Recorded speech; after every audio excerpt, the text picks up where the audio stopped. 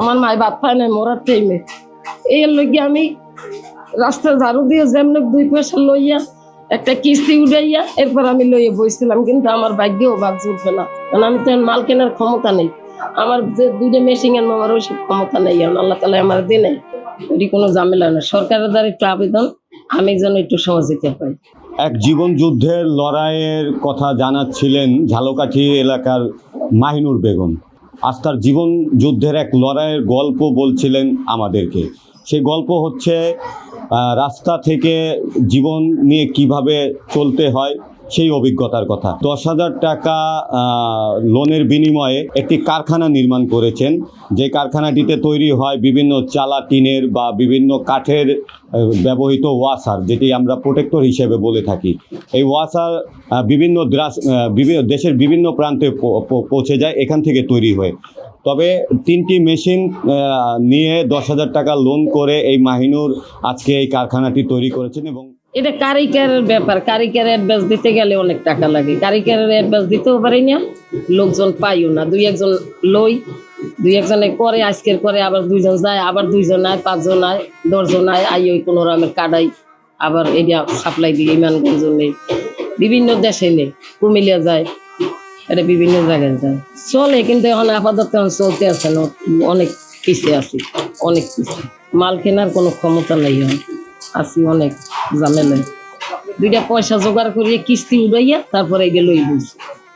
আমার ওতে চলে না, রাস্তায় বড় জায়গা নাই, সুযোগ সুবিধা কম, সুযোগ সুবিধা নাই, আগের মতন বইতে দে না। কারণ এই লইয়া নিজে কারখানা ভাড়া নিয়ে 10,000 টাকা অ্যাডভান্স দিয়ে এই বইছি। 3টা মেশিন একজনের দয়া করিয়া মায়া করিয়া দিয়েছে যে আপনি চালাইয়া খান, পরে আমার মেশিন আমার দিয়ে দিন। এখন আমার চলার মতন কোনো ক্ষমতা নাই, কোনো ক্যাপাসিটি নাই, বাসা ভাড়া দিয়ে পারি না, পেট চালাইতে পারতে আসি না, স্বামী অসহায়, অনেক বিপদে আছি, অনেক ঝামেলায় আছি। আমি মা ফাতেমার মতন আমি অনেক কষ্টে, আমি একটা শাড়ি কাপড় কিন দেওয়া নামাজটা পড়তে পারিনি, অনেক বিপদে আছি। আমার মতন দুঃখের কোনো পৃথিবীতে আমি দেখি না। এত দুঃখ আমার কিসের লইগে যে এত দুঃখ আমি নিজেও বলতে পারি না। সামনে একটু আগাইতে চাই কিন্তু আগাইতে পারতে আসি না, পিছিয়ে পড়িয়ে যাই। কিসের লইগে যে পড়ি আল্লাহ পাক জানে, আমি জানি না।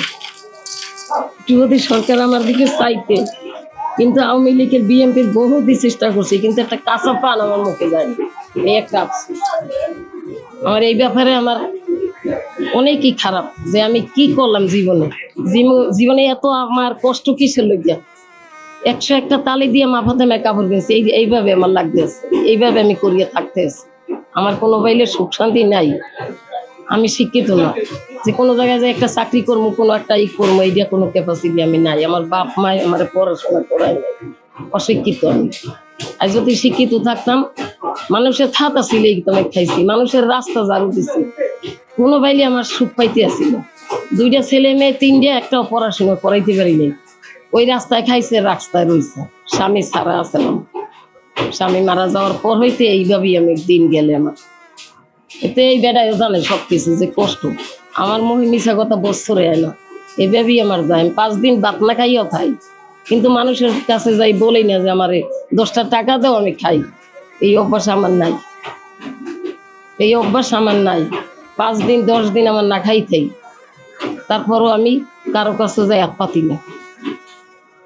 কারণ আপনারা যদি একটু সহযোগিতা করেন আল্লাহর দিক চাইয়া, মা ফাতেমার দিক চাইয়া, তাহলে আমি একটু বাঁচতে পারি, নাইলে আমি একবারে শেষ। এখন আমার নাইলে সব ছাড়িয়ে দিতে হইবে, আমার রাস্তায় থাকতে হইবে। আমার ফুটপাথ ছাড়া এইবার কোনো ক্ষমতা নেই। কারণ মেশিন 3টে লই গেল তো আমি ছাপা কি সাজানে, যদি মেশিন 3টে লইয়ে যায় আমার কিছু আছে। এই যে সাইডের মাহাজনের দিয়েছিলে যে করিয়ে খান, এখন যদি যে কোনো টাইমে মেশিন 3টে লই যাবে, তখন আমি এককালে টুঙ্গা, আমি একখান কাপড় কিনতে চাই, এই 1 পিস কাপড় রাইতে যাই, 2 আবার সেইটা পিন্দি, এইভাবেই থাই আমি, আমার দিন যায়। কিন্তু কিসের লগে এই কষ্টটা আমার। সরকার থাকতে আমার গ্যারান্টি পাইবে না, এই মহল্লা আটলে সবাই দেবে আমার গ্যারান্টি, কিন্তু বেড রেকার দেবে না কেউ। চাইয়ে খাইছি এইটাও দেবে না, আর মানুষের লাগে বাটপারগিরি এইটাও নাই, বা মানুষের লাগে 2 রামের কথা এইটাও নাই। এটা আমি বলতে পারি না। একটু আরবি পড়ছি, বাংলা পড়তে পারি না, আরবির দিকে একটু বেশি, আল্লাহ খোদার একটু নাম বেশি, কিন্তু ওইটা তো মানুষে পছন্দ করে না।